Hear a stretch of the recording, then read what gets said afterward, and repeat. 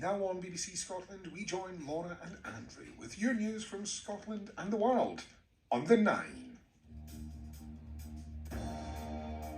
9 still to come. Are Black Friday deals really worth it? We'll have an expert on hand to find out. And we'll speak to the first ever woman to fly World War I replica plane, the Sopwith Strutter, and one of the pensioners who built it.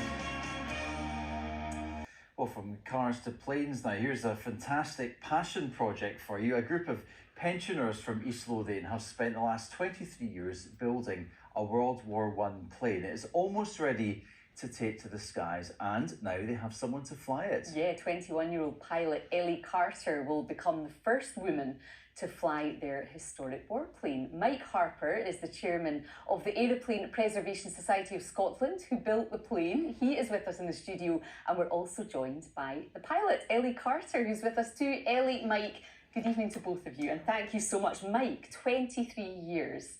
Just tell us about this. It's a rebuilding, but it's essentially a building, isn't it? You're copying this aircraft. Scratch, every single piece of wood and wire from scratch. So they started in 2000, and it's taken 23 years to get to this stage.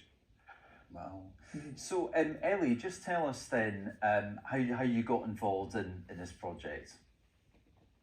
So I heard about the strutter on the grapevine probably a year or two ago, and I got in touch with them, and they invited me up to Scotland, and well, this entire project has snowballed from there. And you started out really young, Ellie, as a pilot. Were you flying a glider at 14, the youngest solo glider pilot? You began flying at 9. How long have you had an ambition to fly something so old? And what will the difference be with a very old plane? Honestly, I've always been fascinated with science and physics and flying. So from that point of view, any aircraft I could get my hands on, I would fly. But I think the first time I really wanted to fly warbirds was when I had my first flight in a Piper Cub, which I now own. It was a World War II aircraft. And there's just something about flying a warbird that is so humbling. And there's this kind of experience and aura about it, because you know that somebody flew that in war, essentially, and they didn't know if they were going to come home.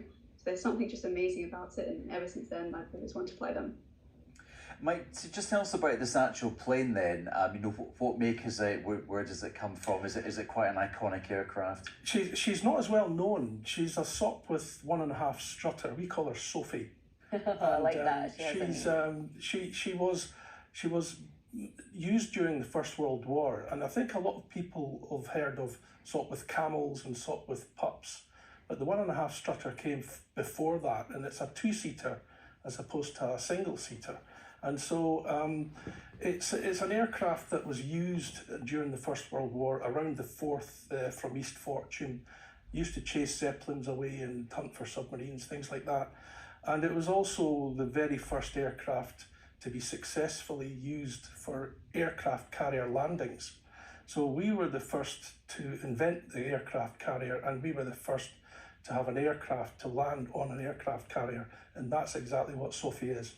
And she's painted up in the colours of that first aircraft. And are you literally just a group of enthusiasts? Absolutely, yeah. The APSS were formed in 1973. This is our 50th year. And they started off in the National Museum of Flight. Sophie got too big for them, and so we're now in a shed which we desperately want to buy. And that's all part of this, the whole idea of making a documentary about us, about Ellie getting involved and flying the aircraft. We'll make sure she flies properly first, obviously, before Ellie gets in her. But when Ellie gets in and flies it, it will be absolutely amazing, because it will be the first time a woman has flown a Sopwith 1.5 strutter, and there's only a couple of them in the world. So Ellie, what do you feel about what this group of plane builders have managed to achieve? They've been building this aircraft since before I was born, so I can't wait to see it actually flying. But from what I've heard, the APSS is more than just some people building an aeroplane. It's a kind of a brotherhood, and it's a community, and it's helped some people through some amazing times. So it's more than an aeroplane, and that kind of gives an emotional side of it that I can't wait to fly the aircraft. Well, we look forward to watching your maiden flight on it, and Mike, we will hear all about it, I hope, but good luck, and thank you both so much for joining us tonight. Thank you. Right, let's get some weather now. Christopher is here.